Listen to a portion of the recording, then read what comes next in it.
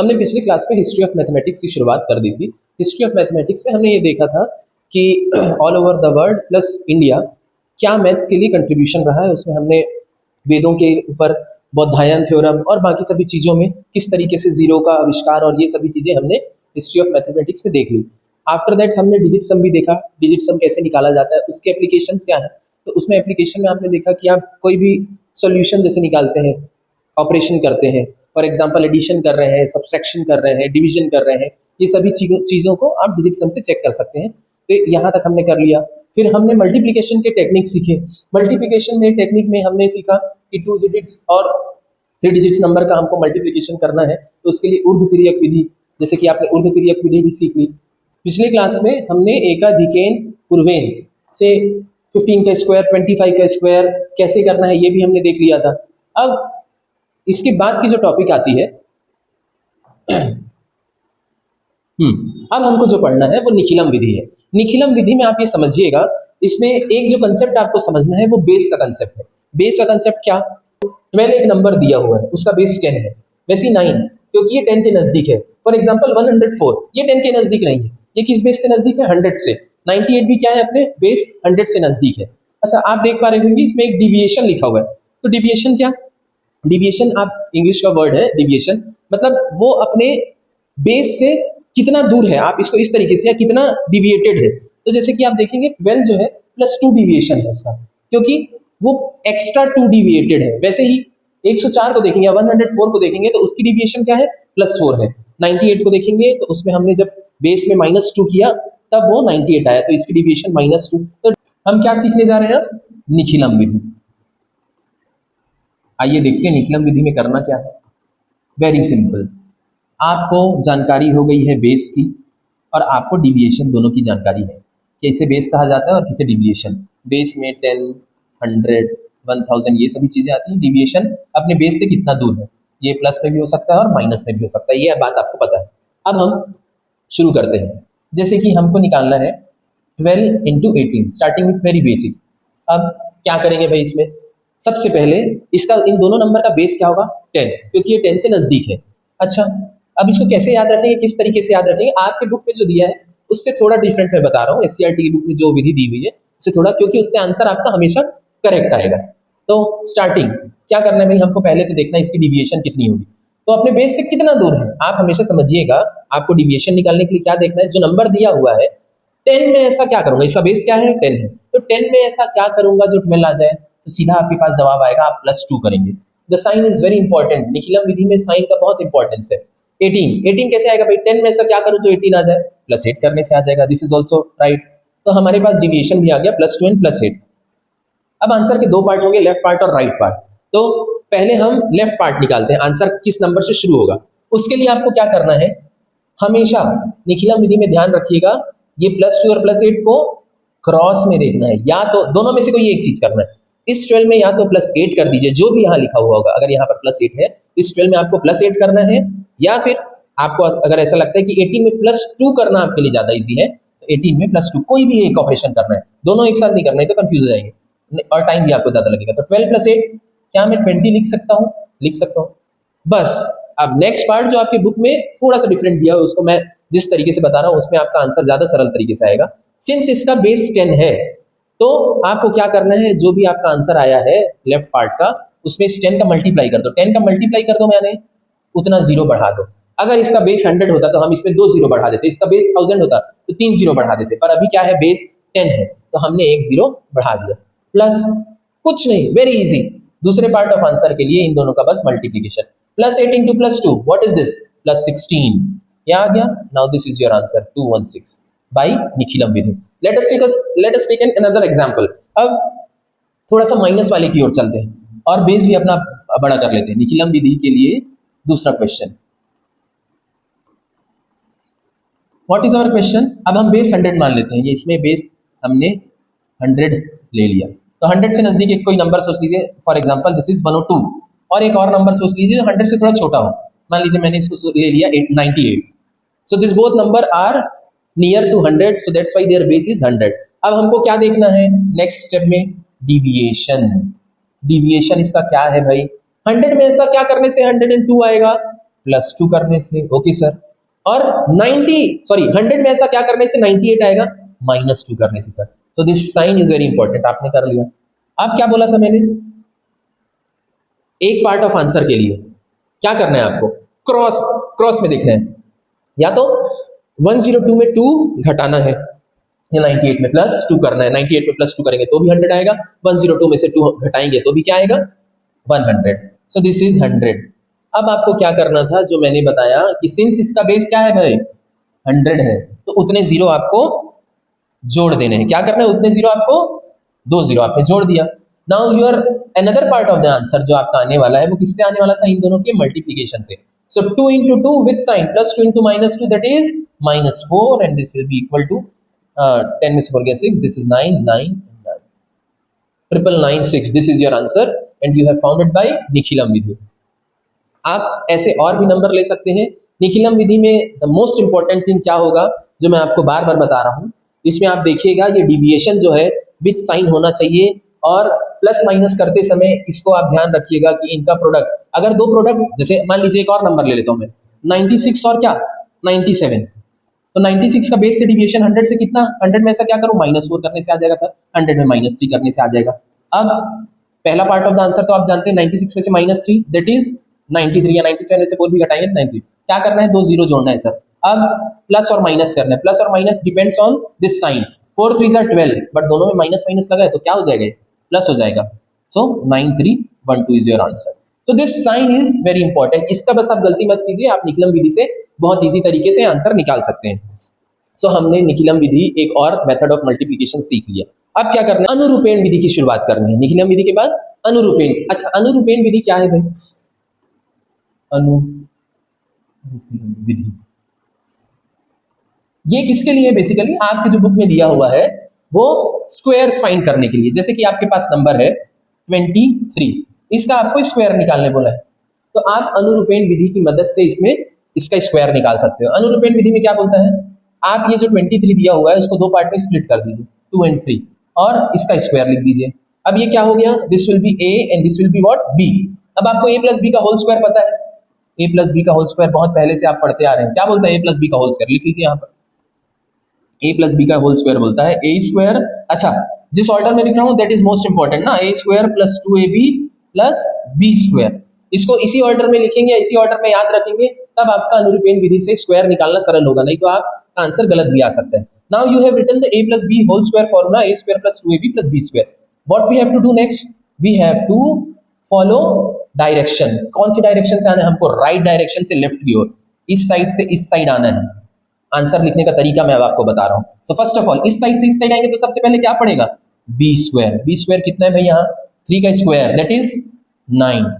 Second क्या करना है, 2ab, इधर से इधर आएंगे तो 2ab बाद में पड़ेगा, तो 2ab is equals to what, 2 into आपका यहाँ कितना है 2 एंड b कितने हैं, 2 2 जार 4, 4 3 जार 12। अब क्या करना है भाई, 2 डिजिट का आंसर आ गया, ये 2 यहीं रह जाएगा, यहीं जुड़ जाएगा। सिंस इसमें एक ही डिजिट था तो हमने आगे इसको कैरी फॉरवर्ड नहीं किया, बट इसमें 2 डिजिट आ गए तो 2 यहाँ रह जाएगा और ये 1 क्या हो जाएगा, कैरी फॉरवर्ड हो जाएगा। और लास्ट में आपका क्या बच गया, a स्क्वायर। a स्क्वायर इसमें क्या है, 2 का स्क्वायर दैट इज 4, और ये एक आपने अभी कैरी फॉरवर्ड किया तो इसका सम 4 प्लस 1 दैट इज 5। तो आपका 23 का स्क्वायर कितना आ गया, 5, इसी ऑर्डर में 5 then 2 then 9, 529 is your answer. आप इसको चाहे तो डिजिट सम से वेरीफाई भी कर सकते हैं। इसका डिजिट सम कितना आएगा, 9 छोड़ दीजिए, इसका डिजिट सम आ गया कितना, 7। और आंसर, जैसे क्वेश्चन क्या था 23 into 23, इसका डिजिट सम कितना था 5, इसका डिजिट सम 5 होगा। दूसरे वाले का भी कितना होगा, 5 into 5 25, इसका भी डिजिट सम 7। तो आंसर क्वेश्चन का भी 7 और आंसर का भी 7, hence your answer is verified bye digit सम। एक और एग्जांपल देख लीजिए हमने अभी 23 का स्क्वायर निकाला, मान लीजिए हमको 44 का स्क्वायर निकालना है। क्या करना पड़ेगा, इसको दो पार्ट में स्प्लिट करना पड़ेगा, 4 and 4। इसके बाद मैंने अब आपको a square plus b 2ab plus b square, a plus b का होल स्क्वायर फॉर्मूला याद रहना चाहिए। अगर आपको याद है तो उसको बस राइट से लेफ्ट आना है। तो सबसे पहले राइट से लेफ्ट आते समय, अभी फिलहाल आपने शुरुआत की तो लिख लीजिए a प्लस b का whole square that is equals to a square plus 2ab plus b square. हम किधर से चल रहे हैं, राइट से लेफ्ट की ओर, इस डायरेक्शन पे आ रहे हैं, तो b स्क्वायर हमारे पास पहले पड़ रहा है, फिर b स्क्वायर। अच्छा, इसमें दोनों a एंड b कॉमन है, so what is this, 4 4 jar 16 हो गया, 2 डिजिट का है तो 6 यही रहने देंगे, 1 को अपन नीचे ले आएंगे। आफ्टर दिस 2ab, 2ab क्या है भाई, तो 2 इंटू 4 इंटू 4, 2 4 8, 8 4 32, 32 के लिए ये +1 बैठे हुए हैं, ये क्या कर देंगे इसको 33, ये 3 यही रहेगा, ये 3 नीचे मूव कर लेगा। Last but not the least a square, a square क्या है 16, 16 में क्या प्लस करूंगा 3, दिस इज 19, 19 आफ्टर दिस 3 और उसके बाद this 6, so 1933, sorry my mistake 36, 1936 is your answer. 44 का स्क्वायर कितना आ गया 1936। बाय विच मेथड, अनुरूपेण मेथड। सो आपको अनुरूपेण मेथड क्लियर होगा। मूविंग ऑन टू नेक्स्ट, अब आपने स्क्वायर निकालना किससे सीखा, अभी किसी भी 2 नंबर का 2 डिजिट का स्क्वायर, या आप 3 डिजिट भी अनुरूपेण मेथड से निकाल सकते हैं। सो किससे सीखा हमने, अनुरूपेण मेथड से। अब स्क्वायर ही निकालना है। स्क्वायर निकालने का जो लास्ट मेथड जो आपके बुक में दिया हुआ है वो क्या है, यावत उनम, थोड़ा लंबा नाम है भाई, तावत उने, यावत उनम तावत उने वर्गम च योजयेत सूत्र। क्या नाम है भाई इस मेथड का, थोड़ा लंबा नाम है, जितना लंबा नाम है उतना ही सरल स्टेप है इसका, उतना ही इजी इसका सॉल्यूशन है। यावत उनम तावत उने वर्गम च योजयेत सूत्र। यावत मतलब, अच्छा इसको अगर आप हिंदी में समझना चाहें तो जहां जैसा वहां वैसा, स्क्वायर, वर्ग यानी कि स्क्वायर करके जोड़ दो। क्या हुआ इस मेथड का ट्रांसलेशन संस्कृत से, जहां जैसा वहां वैसा स्क्वायर करके जोड़ दो, दैट इजी। अच्छा चलो पहला क्वेश्चन बनाते हैं। Let us take an example 16। अच्छा इसमें भी एक इंपॉर्टेंट, 16 का मान लीजिए आपको स्क्वायर निकालना है, इसका बेस कितना है, 16 का बेस 10 होगा। आप इस बात से एग्री करते हैं, तो अगर इसका बेस 10 है तो 16 कैसे आया होगा, बेस में क्या प्लस करेंगे, +6 करूंगा तो तभी तो आएगा ना 16। तो आप क्या करो, इस मेथड में यही बोलते हैं जहां जैसा, अगर इसके बेस में आपने 6 प्लस करके इसको लाया है तो इसके साथ भी वही कर दो, 16 के साथ भी क्या कर दो 6 जोड़ दो। और दूसरा पार्ट ऑफ द आंसर के लिए क्या करना है आपको, जितना आपने बेस में जोड़ा ना, इसमें आपने 6 जोड़ा है तो इसका स्क्वायर कर दो, and that's your answer. 16 + 6 that is what, this is 22, और 6 का स्क्वायर क्या होगा 36 होगा, 36 होगा कि नहीं। अब आप समझिएगा, सिंस इसका बेस क्या था 10 था, इसका बेस 10 था ना, तो इसमें लास्ट में एक ही डिजिट यहाँ रखना है, दूसरा डिजिट क्या हो जाएगा कैरी फॉरवर्ड हो जाएगा, और ये क्या हो जाएगा 22 + 3 और इधर 6 रहेगा, 22 + 3 that is 256, that's your answer. ये बात आप याद रखेंगी कि राइट हैंड साइड में कितने डिजिट्स रहेंगे, that will be according to what your base. अगर इसके बेस में 2 डिजिट है तो आप यहाँ पर 2 डिजिट रख सकते हैं, पर अभी बेस में क्या था सिंगल 0 था, दैट्स वाई हमने सिंगल टर्म रखा। अच्छा चलिए तो 98 का स्क्वायर निकालते हैं, किससे, यावत उनम तावत उने वर्गम च योजयेत सूत्र से। तो 98 का स्क्वायर कैसे निकालेंगे, इसके लिए बेस क्या हो जाएगा 100 होगा, अग्रीड। तो 100 में ऐसा क्या करने से आया भाई 98, -2 करने से। तो सर ये 98 जो है ना, इसमें भी आप -2 कर दो, कर दिया भाई, और कितना माइनस किया है 2, तो इसका स्क्वायर कर दो सर, इसका 2 का स्क्वायर इधर। अच्छा ठीक है सर, 98 में से 2 जाएगा कितना बचेगा 96, और इस पार्ट ऑफ द आंसर में 4 आ गया। बट अभी मैंने आपको बोला कि सिंस इसका बेस कितना है, इसके बेस में 2 0 है तो यहाँ 2 डिजिट होना चाहिए, तो इसको 2 डिजिट बना दीजिए, 0 1 जोड़ दीजिए, then this is 9604, this is your answer. आप चाहें तो इसको चेक भी कर सकते हैं, 98 का स्क्वायर 98 × 98, डिजिट सम कितना होगा 8 8 64, 6 and 6 + 4 दैट इज 10, इसका डिजिट सम 1 आ गया। आंसर का देखिए तो डिजिट सम आ रहा है 6 + 4 दिस इज 10, और 9 तो छूट जाएगा, तो इसका भी डिजिट सम 1 आ रहा है, वेरीफाई हो गया आपका आंसर।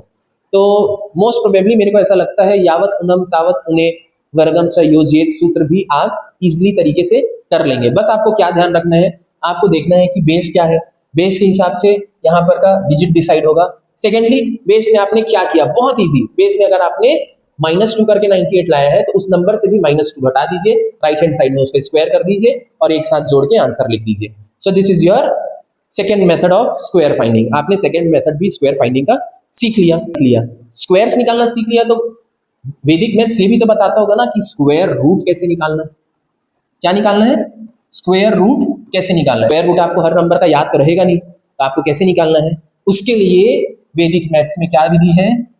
विलोकनाम विधि। विलोकनाम विधि। और विलोकनाम का मतलब क्या होता है? विलोकनाम का मतलब होता है इंग्लिश में इंस्पेक्शन। जिस वर्ड से इंस्पेक्टर बना है वही वर्ड इंस्पेक्शन। और इंस्पेक्शन का मतलब जांच करना। क्या करना? जांच करना या फिर ऑब्जर्व करना। अपन क्या करेंगे? जांच करके या ऑब्जर्व करके क्या पहुंचेंगे? आंसर तक पहुंचेंगे। So let us start with the easiest example. क्या एग्जांपल लेते हैं? जैसे आपको पता है 35 का स्क्वायर क्या होता है भाई? आप मेरे को बता सकते हैं? एक अधिक पूर्वेन में इसका शॉर्टकट मेथड बताया था। क्या 25 तो आएगा ही सर एक पार्ट ऑफ द आंसर में। 5 5 25, 3 में +1 करके उससे मल्टीप्लाई कर दो। 3 + 1 दैट इज 4, 4 3 12, 1 2 2 5। तो आपको पता है 35 का स्क्वायर 1225 होता है। तो चलो हम ना इसको रिवर्स ऑर्डर में आते हैं और 35 के स्क्वायर है यहां तक पहुंचते हैं। सो आवर क्वेश्चन इज, जैसे आपको मान लीजिए 1225 दे दिया, इसका स्क्वायर रूट निकालो बोला। किस विधि से? विलोकनाम विधि से। क्या करना है? फर्स्ट ऑफ ऑल पेयर्स बनाने हैं। पेयर्स कैसे बनाएंगे? इधर से शुरू करेंगे फ्रॉम राइट हैंड साइड। 25 का एक पेयर बन गया, 2 नंबर का एक पेयर बन गया, 12 का एक पेयर बन गया। अब दोनों को अलग अलग ऑब्जर्व करेंगे। अब आप ये देखिए स्लाइड, इसमें विलोकनाम विधि मेथड का पूरा तरीका लिखा हुआ है, बट आपको इससे क्या समझना है? ऊपर में दिया हुआ है units digit of perfect square. अच्छा, ये बात क्या लिखी हुई है कि जो भी नंबर जिसका परफेक्ट स्क्वायर एग्जिस्ट करता होगा, मान लीजिए जैसे हमने अभी एक लिया नंबर 1225, तो 1225 के यूनिट डिजिट में क्या आ रहा है? 5 आ रहा है। तो आपको दिख रहा है क्या 5? हाँ दिख रहा है। अगर कोई भी नंबर जिसका स्क्वायर रूट निकालने बोला है, अगर उसका परफेक्ट स्क्वायर एग्जिस्ट करता होगा तो उसकी कुछ कंडीशन होगी। वो नंबर किस पे एंड करेगा? या तो 1 पे एंड कर सकते हैं, जैसे वो नंबर किस पे एंड कर सकते हैं? 1 पे एंड कर सकते हैं, या फिर 4 पे एंड कर सकते हैं, या फिर 5 पे एंड कर सकते हैं, 6 पे, 9 पे और 0 पे। अगर इन दिए हुए नंबर्स पे ही एंड कर रहा है तभी उस नंबर का परफेक्ट स्क्वायर पॉसिबल है। इसका रीजन भी आप समझते हैं क्यों ऐसा पॉसिबल है। जैसे मान लीजिए एक नंबर है 19 इंटू 19। तो मैंने एक नंबर बोला 19 इंटू 19। आप देख पा रहे होंगे जब भी मैं इस नंबर का स्क्वायर निकालूंगा, यानी कि मैं ये दोनों यूनिट प्लेस को मल्टीप्लाई कर रहा हूं, और इसका आंसर जो आएगा वो किस पे एंड करेगा? 9 9 सर आप जानते हैं 81, तो इसका आंसर हमेशा 1 पे एंड करेगा। ये बात जस्टिफाइड है। तो अगर कोई भी नंबर दिया हुआ है और उसका यूनिट प्लेस 1 है तभी उसका परफेक्ट स्क्वायर एग्जिस्ट करता है, या फिर उसके यूनिट प्लेस में 4 आएगा। कैसे? 2 2 4, या और एक तरीका है 8 8 64, तो दोनों के लास्ट में 4 आ रहा है। तो हम ये समझ सकते हैं पहले लाइन से कि जिस भी नंबर में 1 4 5 6 9 0 ये नंबर आएंगे यूनिट प्लेस में तभी उनका परफेक्ट स्क्वायर पॉसिबल है। अब आप ये भी समझिएगा कि 1 किस किस तरीके से आ सकता है, तो आपके सामने लिखा हुआ है। या तो वो नंबर जो स्क्वायर रूट होके आएगा, फॉर एग्जाम्पल 21 आया अगर स्क्वायर रूट होके, तो 21 इंटू 21 में भी ये संभावना है कि उसका लास्ट क्या हो? 1 हो। और एक और संभावना बनती है कि 29 इंटू 29 की तो एक संभावना है, 9 9 81, तो लास्ट में अगर 1 आ रहा है तो इधर उस नंबर में यूनिट प्लेस 1 होगा या यूनिट प्लेस क्या होगा? 9 होगा। अगर जो भी नंबर आपको दिया जिसके स्क्वायर रूट निकालना है उसके लास्ट में 4 आ रहा है, तो 2 2 4 आप जानते हैं और 8 8 64, तो दोनों के यूनिट डिजिट में क्या आ जाएगा? 4 5। तो एकमात्र ऐसा नंबर है जिसको 5 5 25 करेंगे तभी लास्ट में 5 आएगा। और क्या? 6 की यानी कि क्या क्या संभावना है? 4 इंटू 4 16 होता है, तो ये 6 आएगा लास्ट में। और 6 के भी तो टेबल में 6 6 36, तो तब भी 6 आएगा। तो अगर कोई नंबर परफेक्ट स्क्वायर लास्ट में 6 आ रहा है तो ये हो सकता है कि वो 6 के मल्टीप्लीकेशन से आया या 4 के मल्टीप्लीकेशन से आया है। उसका लास्ट डिजिट या तो 4 हो सकता है या 6 हो सकता है। Same goes for 9 and same goes for 0।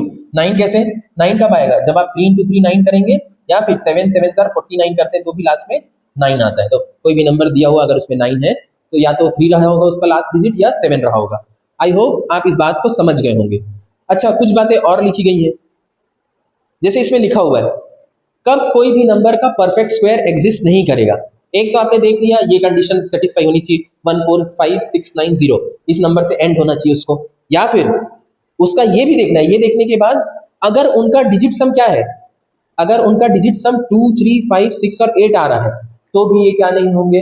ये परफेक्ट स्क्वायर नहीं होंगे। अगर कोई नंबर है, जैसे कि हम ले लेते हैं 521, एक नंबर हमने ले लिया, 1 से एंड हो रहा है तो इसकी संभावना है कि इसके लास्ट में 1 या 9 आया होगा। अच्छा ठीक है, इसका डिजिट सम कितना आ रहा है, 5 and 2 7 + 1 दैट इज 8। और यहाँ पर क्या बात लिखी गई है भाई, अगर किसी के भी लास्ट में क्या आएगा 8 आएगा, सॉरी किसी का भी डिजिट सम 8 आएगा तो वो क्या नहीं हो सकता। और ये भी बात जस्टिफाइड है कि अगर उस नंबर के लास्ट में 8 आता है तो भी उसका परफेक्ट स्क्वायर एग्जिस्ट नहीं करेगा। और क्या कि अगर उसका डिजिट सम क्या आता है 8 आता है तो भी इस नंबर का मतलब क्या नहीं होगा, परफेक्ट स्क्वायर एग्जिस्ट नहीं करेगा। ये हम जानते हैं कि 35 का स्क्वायर है, बट हम इसको इंस्पेक्शन से 35 तक पहुंचते हैं। आपने 2 पेयर भी बना लिए, क्या बना लिए, 2 पेयर बना लिए। पहला पेयर 25, अच्छा इसका पहले आप डिजिट सम भी निकाल के देख लो क्या इसका परफेक्ट स्क्वायर एग्जिस्ट करता है कि नहीं करता है। तो इसका डिजिट सम क्या होगा भाई, 5 2 7 7 2 9, और इसका डिजिट सम 1 ही होगा। क्या होगा इसका डिजिट सम 1। तो हम ये बात जानते हैं अगर किसी का डिजिट सम 1 आता है तो उसका परफेक्ट स्क्वायर निकलेगा।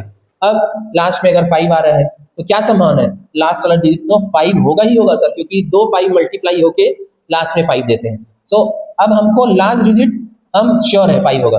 पहले डिजिट के लिए लड़ाई है, पहले डिजिट के लिए क्या करना है, ऑब्जर्व करना है। फिर अब ये 2, किसी नंबर का स्क्वायर 12 होता है क्या, किसी नंबर का स्क्वायर 12 होगा, नहीं होता। आप तो जानते हैं परफेक्ट स्क्वायर किसी का होता नहीं है 12। तो इससे छोटा कौन सा नंबर है, इससे छोटा सर 12 के पहले 11 आता है, 11 के पहले 10 आता है, और उससे पहले 9। हाँ सर 9 परफेक्ट स्क्वायर है किसका, 3 का। सो आपने ये ऑब्जर्वेशन से आपने पहुंच लिया। अच्छा इसके ऊपर 16 भी है, बट 16 बड़ा हो जाएगा 12 से, दैट्स वाई हम यहाँ 4 नहीं लिख सकते, छोटा ही देखना है तो 35। हेंस आपने 35 का ये 12 25 35 का स्क्वायर रूट है। यहाँ तक आप बात पहुंच गए विलोकनाम विधि से। विलोकनाम विधि से क्या निकालना है, स्क्वायर रूट निकालना है किसका भाई, 3249। इस नंबर का आपको विलोकनाम विधि से क्या निकालना है, स्क्वायर रूट निकालना है। अब आप मेरे को बता सकते हैं, सिंस आपने इतने सारे कंसेप्ट समझ लिए, 2 पेयर आपने बना लिया, ये नंबर 9 पे एंड कर रहा है, तो 9 पे कब कब एंड करेगा सर, या तो उसका यूनिट प्लेस 3 रहा होगा, या तो उसका यूनिट प्लेस क्या रहा होगा 7। तो लास्ट वाले डिजिट की लड़ाई हमारी खत्म हो गई। अब ये पहले वाले डिजिट की संभावना। अच्छा ये भी बात आप समझिएगा, अगर 2 पेयर बन रहे हैं तो इसका आंसर भी क्या आएगा, इसका जो स्क्वायर रूट आएगा वो भी 2 डिजिट होगा। अगर किसी में 3 पेयर बनते हैं तो इसका आंसर क्या रहेगा, 3 डिजिट का रहेगा, जो भी स्क्वायर रूट आएगा वो 3 डिजिट आएगा। तो जितने पेयर उतने डिजिट का आंसर, तो 2 डिजिट है उसमें से आपने यूनिट प्लेस डिजिट 3 या 7 ये होगा, ये डिसाइड कर लिया है। अब फर्स्ट प्लेस की बारी है। फर्स्ट प्लेस में क्या हो सकता है, 32 से छोटा परफेक्ट स्क्वायर तो 5 5 25 ये है, 6 6 36 तो बड़ा हो जाएगा। तो हम क्या बोल रहे हैं, तो इसका आंसर क्या होगा, इधर 53 या 57। अब हमारे पास लास्ट में 2 आंसर बचे, ये भी हो सकता है और ये भी हो सकता है। अब देखिए आपने जो एकाधिगेन पूर्वेन में 25 का स्क्वायर, 35 का स्क्वायर, 65 का स्क्वायर, ये सभी चीजें सीखी हैं, अब ये यहाँ पर काम आएंगी। आप मुझे बता सकते हैं 55 का स्क्वायर कितना होगा without taking your pen and copy, 100% आप बता सकते हैं 55 का स्क्वायर कितना होगा। 5 के बाद क्या आता है 6 6 5 30 3025, दैट्स योर आंसर। इतना इजी, आप इतने इजी तरीके से निकाल सकते हैं। तो ये 3025 निकालने का मीनिंग क्या है, इसका सिर्फ ये मीनिंग है इन दोनों के बीच 53 और 57 के बीच कहीं ना कहीं 55 आता होगा, अग्रीड। अगर मैं बीच वाले नंबर का स्क्वायर समझ जाऊं कि 3025 आ रहा है तो मैं इस डिसीजन पे पहुंच सकता हूं कि मेरा आंसर जो है वो 53 होगा कि 57 होगा। अगर ये 3025 छोटा है किससे, 3249 से छोटा है ना, तो 53 तो आंसर नहीं हो सकता, क्योंकि 53 का स्क्वायर और भी छोटा होगा। जब 55 का ही स्क्वायर 3249 से छोटा है तो 53 का स्क्वायर तो 3249 से और बहुत छोटा होगा। तो ये आंसर तो नहीं हो सकता, एलिमिनेट कर दिए। अब क्या 57 इसका आंसर होगा सर, क्योंकि 55 का स्क्वायर 3025 है, तो इससे बड़ा वाला नंबर लेंगे, तो hence 57 is the square root of 3249। और इन 2 एग्जाम्पल से मोस्ट प्रोबेबली आपने समझ लिया होगा कि विलोकनाम विधि किस तरीके से सॉल्व की जाती है। It's just about inspection. आपको दुनिया भर की चीजें अभी मैं समझा रहा हूं करके लिखना है, नहीं तो आप बस नंबर देखेंगे, आपको पता रहेगा 9 से एंड हो रहा है 3 या 7, आपको ये पता रहेगा 55 का स्क्वायर 3025, अरे बड़े वाले नंबर को लेने 57, दैट्स इजी। मतलब इतने इजी तरीके से आपने आंसर देना है। अब हमने क्या सीख लिया, 2 तरीके से स्क्वायर निकालना सीख लिया। क्या सीख लिया, अनुरूपेण मेथड से भी और यावतुनम तावतुने से भी हमने स्क्वायर निकालना सीख लिया। उसके बाद हमने स्क्वायर रूट भी निकालना सीख लिया। अब किस पे आते हैं भाई, ऊर्ध्वतिर्यक मेथड आपने सीखा था, ऊर्ध्वतिर्यक मेथड। पिछली क्लास में या पिछले वीडियो में आपने ऊर्ध्व तिर्यक मेथड से क्या मल्टीप्लाई करना सीखा था। तो उतने समय मल्टीप्लिकेशन किसका था, दो नंबर्स का था, जैसे 12 एंड 18, 23 एंड 27, या फिर बड़े भी डिजिट आए थे उसमें 353 और क्या 253। इन नंबर्स का आपने ऊर्ध्व तिर्यक मेथड से मल्टीप्लिकेशन सीख लिया था। अब क्या करते हैं, अब हमारे पास अलजेब्रिक इक्वेशन है, कैसे और क्या बोलते हैं, इसको बोलते हैं इम्प्लिसिट मैथमेटिक्स। इम्प्लिसिट मैथमेटिक्स का मतलब है इनडायरेक्ट मैथमेटिक्स, मतलब इसमें चीजें डायरेक्टली आपको नहीं दिख रही है, 2 3 4 5 ऐसा नहीं। इसमें कैसा दिखेगा, अलजेब्रिक इक्वेशन अगर मैं लिखना चाहूं x + 1, this is one algebraic equation, another 3x + 2। मैंने दो अलजेब्रिक एक्सप्रेशन लिखे और इनका मैं क्या करना चाह रहा हूं, मल्टीप्लिकेशन। किस मेथड से, ऊर्ध्व तिर्यक मेथड से। कुछ चेंज नहीं हुआ है, बस आप इसको क्या समझिएगा, नंबर समझिएगा, है ना। तो ये first part of the number हो गया, दो डिजिट के नंबर है फर्स्ट पार्ट और ये सेकंड पार्ट, और ये क्या होगा, this is first part and this is second part. अब क्या करते थे आप ऊर्ध्व तिर्यक में, i x and i starting with what 1 and 2, एक लाइन बना दीजिए, 1 2 जार 2, कोई कैरी फॉरवर्ड नहीं है। दूसरा लाइन, इसमें क्या करना है भाई, इन दोनों का 2 2 जार 4, 4x इस तरीके से लिख लीजिए। 3 into 1, 3 into 1 क्या भाई, 3x into 1 मतलब this is 3x, this is what 4 + 3 7x। अब ये लास्ट वाले में आ जाइए, 2 3 जार व्हाट 6, और x into x क्या, x²। आपका आंसर आ गया 6x² + 7x + 2, that's your answer by Urdhva तिर्यक multiplication. अच्छा ठीक है, let's take another example, 2x + y और 3x - 5y। अब इसमें दो वेरिएबल्स आ गए x और y, अलजेब्रिक इक्वेशन ये अभी भी है, और इनका हमको क्या करना है, ऊर्ध्व तिर्यक मेथड से क्या करना है, मल्टीप्लिकेशन करना है। अभी आपको पता है ऊर्ध्व तिर्यक मेथड से बस ये ऑपरेशन फॉलो करना है इसी ऑर्डर में आई। तो दिस विल बी, आप चाहें तो अगर आप गलती ना हो तो आप ये जब भी अगर ये माइनस रहता है ना, तो आप इसको प्लस बना लें और इस नंबर को सेकंड पार्ट को ब्रैकेट में डाल के यहाँ पर इसको माइनस लिख लीजिए। हमने क्या किया, इस माइनस को उठा के ब्रैकेट में कर लिया और यहाँ बाहर एक प्लस साइन कर दिया, तो इससे आपके आंसर में कभी गलती नहीं होगी। नाउ व्हाट विल डू, ये जो नंबर है इन दोनों का multiplication, 5y into y is what, अच्छा इसमें माइनस का साइन रखेंगे साथ में, -5y², अग्रीड, ये वाला पार्ट हो गया। अब हम इन दोनों का मल्टीप्लिकेशन करेंगे, 2 5 जार 10 और x और y का मल्टीप्लिकेशन हो गया xy, साइन क्या है माइनस, तो -10 x और y, इन दोनों का मल्टीप्लिकेशन होगा तो क्या आएगा, 3x into y that is 3xy। दोनों को जोड़ना है, मतलब क्या है, यहाँ तो बड़ा -10 है तो -7xy, ये वाला पार्ट भी हो गया। और लास्ट पार्ट के लिए क्या करना है, 2 3 jar 6, this will be 6x²। आपका आंसर क्या आ गया, 6x² - 7xy - 5y²। This is what your multiplication of two algebraic expression by Urdhva Tiryak method. सो हमारे सामने अब क्या है, एक ऐसा अलजेब्रिक एक्सप्रेशन जिसमें तीन क्वांटिटीज दिख रही हैं, और आप जानते हैं 3 डिजिट वाले ऊर्ध्व तिर्यक मेथड से कैसे मल्टीप्लाई होते हैं। ये बस ऑपरेशन आपको इसी ऑर्डर में करना है, आपका आंसर आ जाएगा, starting from what, right hand side, right से लेफ्ट की ओर मूव करते हैं, पहला ऑपरेशन। मैंने आपको बोला है जहां भी अगर आपको माइनस दिखता है इसको प्लस कंसीडर करके इसको ब्रैकेट में माइनस कर लीजिए। नाउ 5 4 जार व्हाट, 5 4 जार 20 विद साइन -20, पहला हो गया। Next part, 5 into 3 that is 15y, ये कितना हो जाएगा, 4 4 जार 16 विद साइन -16y, इन दोनों का हो गया अपना।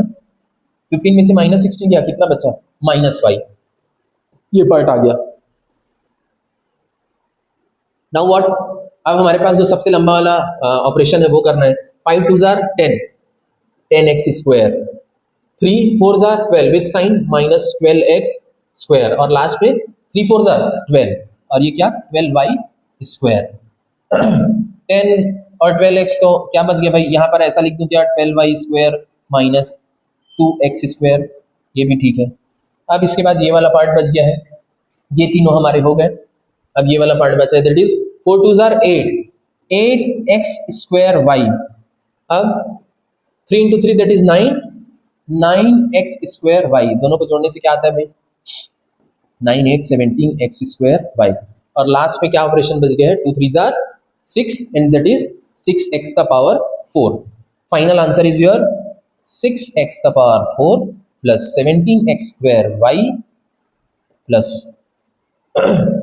12y² माइनस 2x² और लास्ट में -y -20 that's your answer.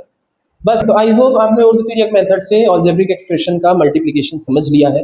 Moving on to the last topic, इस चैप्टर का जो लास्ट टॉपिक है जहां पर ये चैप्टर एंड होता है, इस पे एक्सरसाइज पे क्वेश्चन नहीं है बट एग्जाम्पल क्वेश्चंस है और ये मेथड आपको समझना भी चाहिए। So what's the name of this विधि? द नेम ऑफ दिस विधि इज परावर्त्य विधि। क्या नाम है भाई इसका? परावर्त्य विधि। परावर्त्य विधि, आपने अभी तक जितने भी वैदिक मैथ्स के टेक्निक देखे उनमें आपने देखा डिजिट सम की मदद से आपने ऑपरेशन चेक किया। मोस्ट ऑफ दी वैदिक मैथ्स के जो आपने अभी मेथड्स देखे हैं that is all about what? It's all about multiplication. जैसे कि आपने स्क्वायर निकाला, स्क्वायर इनडायरेक्टली आप क्या कर रहे हैं? मल्टीप्लिकेशन ही कर रहे हैं। आपने उर्दू तिर्यक मेथड मल्टीप्लिकेशन ही किया। एकाधिकेन पूर्वेन हो या एकानुयन पूर्वेन हो, उसमें भी आप क्या कर रहे हैं? दो नंबर का मल्टीप्लिकेशन। ये एकमात्र मेथड है जो कि परावर्त विधि, जो कि किसके लिए यूज होता है? डिवीजन के लिए। और आपकी बुक में जो दिया हुआ है नंबर का डिवीजन नहीं दिया है, आपकी बुक में अलजेब्रिक इक्वेशन का ही डिवीजन दिया हुआ है। अलजेब्रिक इक्वेशन का डिवीजन आपने सुना होगा, जैसे x plus 1, this is what? This is divisor. Let us take an example from your question book also. This is what? This is dividend. 7x² minus 5x plus 3 को हमको x plus 1 से divide करना है। आपको division method पता है, long division method. उसमें क्या करते थे हम? जो लॉन्ग डिवीजन मेथड क्या बोलते हैं? 7x² minus 5x plus 3, इसको आप डिविडेंड की जगह रख लें। नॉर्मली जैसे डिवाइड करते हैं यहाँ डिवाइजर रख लीजिए x plus 1। 7x को खत्म करना है 7x² को, तो 7x से आपने मल्टीप्लाई कर दिया, 7x² आ गया। दिस विल बी 7x, तो this will be plus 7x। Minus होने से ये कैंसिल हो गया, इसका साइन बदल के ये 12x हो गया, प्लस 3 हो गया। आफ्टर दैट ये 12x को हमको एलिमिनेट करना है, माइनस साइन के साथ आएगा। दिस विल बी -12 से हम मल्टीप्लाई करते हैं, तो दिस विल बी -12x और दिस इज -12। अब क्या करना है? माइनस करना है, तो माइनस से साइन चेंज हो जाएगा, ये प्लस हो जाएगा, ये भी प्लस हो जाएगा। This will be eliminated, 12 + 3 this is 15। सो ये एक जनरल मेथड है जो आपने अभी तक सीखा होगा अलजेब्रिक एक्सप्रेशन को डिवाइड करने का। परावर्ती विधि क्या कहता है? परावर्ती विधि में आपके पास अभी डिवाइजर क्या था? डिवाइजर आपके पास x plus 1 था। डिविडेंड क्या था? 3। सबसे पहला स्टेप जो कि आपको परावर्ती विधि में फॉलो करना है वो तो ये देखना है कि ये जो आपको डिवाइजर दिया हुआ है इसमें कुछ x का कोएफिशिएंट तो नहीं है। कोएफिशिएंट आप समझते होंगे, जो भी x के सामने लिखा रहता है, x² के सामने, x की किसी भी पावर के सामने अगर कुछ लिखा हुआ है that is called as coefficient या कोएफिशिएंट। तो इस x के सामने कुछ लिखा तो नहीं है, 1 है, वो तो 1 हमेशा रहेगा चाहे कुछ रहे या मत रहे। तो इसका कोएफिशिएंट अगर कुछ नहीं है तो हम आगे बढ़ सकते हैं। अगर क्वेश्चन में कुछ कोएफिशिएंट दिया हुआ है, मान लीजिए 2x + 1 हो गया, तो इस 2 को हमको पहले परावर्त विधि के लिए क्या करना पड़ेगा? इस x के कोएफिशिएंट को 1 बनाना पड़ेगा, तो 2 से डिवाइड करना पड़ेगा। बट फॉर नाउ हमारे पास वो केस नहीं है। हम क्या करेंगे? हमारे पास x + 1 एक डिवाइजर है, इसमें हम कुछ चेंज करेंगे। इसका इनवर्स डिवाइजर लिखेंगे, मतलब इसका इनवर्स मतलब साइन चेंज कर देंगे। x + 1 है तो हमारे पास जो नया डिवाइजर इनवर्स करके आया वो क्या आएगा? x - 1। बस हमने साइन चेंज किया, एज सिंपल एज दैट। उसमें ज्यादा दिमाग नहीं लगाना है। x + 1 आपको दिया हुआ है, नया डिवाइजर जो हो गया आपका क्या हो गया? x - 1। अब इसमें बहुत सारे तरीके से लोगों ने इसको सॉल्व करके दिखाया है। द मोस्ट इजीएस्ट मेथड जो आपको इजी तरीके से आपकी क्लास 9 का जो प्रॉब्लम सॉल्व कर देगा, उसमें आपको सिर्फ इस तरीके से एक डायग्राम बनाना है, टेबल बनाना है। इस टेबल में आपको क्या करना है? यहाँ पर अच्छा, एक और इंपॉर्टेंट बात, जब भी आप परावर्त विधि से कोई क्वेश्चन सॉल्व करते हैं तो आपको ये देखना है कि हाईएस्ट पावर ऑफ x यहाँ क्या है, या उस क्वेश्चन में हाईएस्ट पावर ऑफ x क्या है। इसमें x का पावर, हाईएस्ट पावर क्या है? x²। तो अगर x² है तो इस क्वेश्चन में x भी एग्जिस्ट करता होगा, तो इस क्वेश्चन में तो है यहाँ पर। अगर मान लीजिए इन केस अगर यहाँ x नहीं होता तो आपको एक अज्यूम करना पड़ता। आपको क्वेश्चन में क्या अज्यूम करना पड़ता? 0 लगा के एक x। 0 लगने से वैसे भी वो कोई बहुत चेंज नहीं हो जाएगा, but for solving this with the help of परावर्त विधि आपको x के सभी पावर लिखने पड़ेंगे। हाईएस्ट पावर के बाद से डिसेंडिंग ऑर्डर में सभी पावर। डिसेंडिंग ऑर्डर भी मायने रखता है। अगर यहाँ पर x की पावर 4 है तो इसके बाद x का पावर 3 का कोएफिशिएंट, x का पावर 2 का और फिर x का। तो अब हम यहाँ पर क्या लिखेंगे? कोएफिशिएंट्स ऑफ x के पावर। तो यहाँ पर पहला सबसे हाईएस्ट पावर क्या है? x² और उसका कोएफिशिएंट क्या है? 7। नेक्स्ट क्या है? कोएफिशिएंट क्या है भाई? x नेक्स्ट हाईएस्ट पावर है और उसका कोएफिशिएंट क्या है? -5। अच्छा, हमेशा ये वाला जो कांस्टेंट वाला जो पार्ट रहेगा, जो अलग से रहेगा, ये रिमाइंडर के काम आएगा, तो इसको यहाँ पर लिखेंगे। ये वाला पार्ट आपका हमेशा क्वेश्चन देगा, ये वाला पार्ट आपका क्या देगा, रिमाइंडर देगा। अब क्या करना है, आपने जो इनवर्स डिवाइजर निकाला है उसमें से x हटा दीजिए, -1 यहाँ लिख दीजिए, ठीक है। अगेन एक लाइन ड्रॉ कर दीजिए। सबसे पहले बार में जब भी आप ऑपरेशन करेंगे तो पहला वाला जो कोफिशिएंट आपने लिखा है उसको एज इट इज उतारना है, उसमें कोई भी छेड़खानी नहीं करनी है। नाउ मूविंग ऑन नेक्स्ट, ये 7 का -1 के साथ क्या कर देंगे, मल्टीप्लीकेशन कर देंगे। -1 इंटू 7 क्या हो जाएगा भाई, -7। अब -5 इंटू -5 और -7 मिलके कितने हो जाएंगे, -12। ये आ गया। अब फिर इस -12 को -1 के साथ, साइन हमेशा इंपॉर्टेंट है, maths is all about science. अगर आप साइन ध्यान नहीं देंगे तो आपका आंसर गलत हो जाएगा। यहाँ -12 है, यहाँ -1 है, इस -12 का 1 के साथ, -1 के साथ फिर मल्टीप्लीकेशन कितना हो जाएगा, +12 हो जाएगा। क्या हो जाएगा, +12, और ये यहाँ चले जाएगा। सिंस यहाँ पर और कोई पावर्स नहीं है तो ये सीधा कहाँ चले जाएगा, 12, और 12 + 13 क्या हो जाएगा, 15। ये वाला पार्ट आपका क्या शो करता है, बोला मैंने, this is what your reminder is. और हमने थोड़ी देर पहले जब अभी लॉन्ग डिवीजन मेथड से क्या किया, डिवीजन किया, तो हमने देखा था कि 15 आपका क्या आया था, रिमाइंडर आया था। अब आंसर कैसे लिखना है, आपके क्वेश्चन में जो भी हाईएस्ट पावर दिया था उससे एक कम करके आपको उसी ऑर्डर में आंसर लिखना है।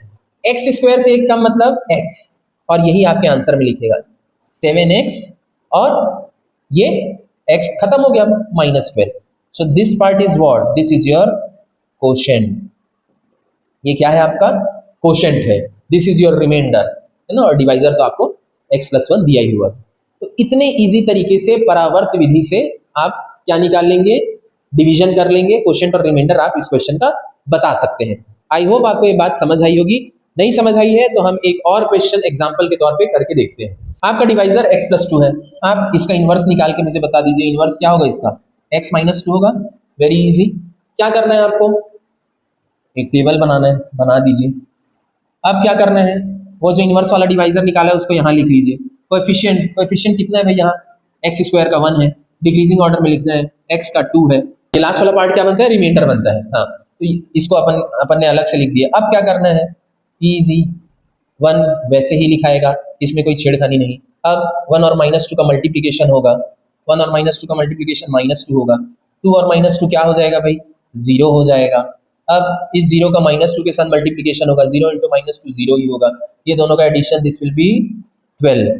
तो आपका आंसर क्या आ गया, आपको अब किस तरीके से लिखना है, x का पावर 2 था, आंसर में हमेशा एक कम पावर लिखना है, 1x, और 0 कुछ तो बचा ही नहीं, तो 1x इसका, यानी कि 1x को x भी बोल सकते हैं, तो इसका क्वोशेंट क्या हो गया, दिस इज क्वोशेंट। और ये 12 क्या है भाई, दिस इज रिमाइंडर। x+1 क्या है, डिवाइजर है। अब जो बात मैंने आपको स्टार्टिंग में बताई थी कि क्या ध्यान रखना है आपको, अगर x का पावर 4 इस क्वेश्चन में दिया हुआ है तो अलजेब्रिक इक्वेशन या परावर्त विधि से जब भी अपन सॉल्व करेंगे तो सभी पावर्स को कंसीडर करेंगे इसके डिसेंडिंग ऑर्डर में। तो चलिए, आप मॉडिफाइड डिवाइजर, या इसको इस तरीके से बोलिए इनवर्स डिवाइजर, आप इसका क्या निकालेंगे, x-1 इसका इनवर्स हो जाएगा। This is very clear. एक चार्ट भी आप बना सकते हैं इजी तरीके से। ये टेबल आपने प्रिपेयर कर लिया, यहाँ पर क्वोशेंट वाला पार्ट। तो अब इस बात को, इस x के पावर 4+1 को थोड़ा सा मैं अलग तरीके से लिख रहा हूँ, लिखूंगा x का पावर 4+1 ही, बट उसका रिप्रेजेंटेशन अलग, x का पावर 4 प्लस 0x का पावर क्यूब या x3, after that 0x², after that 0x, और लास्ट में +1। मैंने लिखा x का पावर 4+1 ही है, बट उसको लिखने का all the powers of x मैंने इसमें इंक्लूड कर लिए और सभी के कोफिशिएंट को 0 0 0 कर दिया। अब डिसेंडिंग ऑर्डर में कोफिशिएंट को आप लिखिए। ये क्यों करना पड़ा, क्योंकि यहाँ हमको कोएफिशिएंट लिखने हैं। x की पावर 4 का कोफिशिएंट 1, 3 का x³ का 0, x² का 0 और x का 0। ये हो गया। रिमाइंडर वाले पार्ट के लिए हमने 1 को लिख दिया। अब क्या करना है, मॉडिफाइड डिवाइजर, -1 है हमारे पास। क्या बोला था मैंने, पहले बार तो एज इट इज उतार दो, तो ये 1 एज इट इज उतर गया। अब -1 का 1 के साथ मल्टीप्लीकेशन कितना होगा, -1, तो यहाँ क्या आ जाएगा, -1। ये -1 और -1 का मल्टीप्लीकेशन कितना हो जाएगा, +1, तो यहाँ लिखा गया। फिर ये यहाँ भी आ गया, इस 1 का -1 के साथ फिर -1, ये कितना आ गया, -1, फिर -1 का -1 के साथ कितना हो गया, 1, और ये 1 + 1 कितना हो गया, 2। तो रिमाइंडर आपका क्या आ गया, 2 आ गया। This is what your reminder is. अब मेन आंसर लिखना है, तो मेन आंसर लिखते समय आपको मैंने क्या बोला था, अगर क्वेश्चन में x का पावर 4 है तो आप कहाँ से लिखना शुरू करेंगे, कोएफिशिएंट के लिए x³ से लिखना शुरू करेंगे। तो यहाँ पर 1x³ minus 1x² plus 1x minus 1। This is what, this is your question. इसको थोड़ा और व्यवस्थित तरीके से लिखें, 1 को हटा दें, x³ minus x² plus x plus 1, this part is your question. यही आपका आंसर हो गया। Now this chapter is completed here, यहाँ ये चैप्टर कंप्लीट हो जा रहा है। मोस्ट प्रोबेबली मुझे ऐसा लगता है आपको सभी टॉपिक समझ आ गए होंगे। आप चाहें तो अगर किसी पर्टिकुलर टॉपिक में आपको कहीं दिक्कत आ रही है तो आप कमेंट्स भी कर सकते हैं। मैं कोशिश करूंगा वो कमेंट्स का जवाब छोटे रील बना के दे दूं, या फिर उसी कमेंट्स में अगर जवाब देना संभव होगा तो मैं आपको कमेंट्स में भी जवाब दे दूंगा। So your first chapter of class 9th mathematics, that is history of mathematics, ये आपका यहाँ कंप्लीट होता है। Thank you.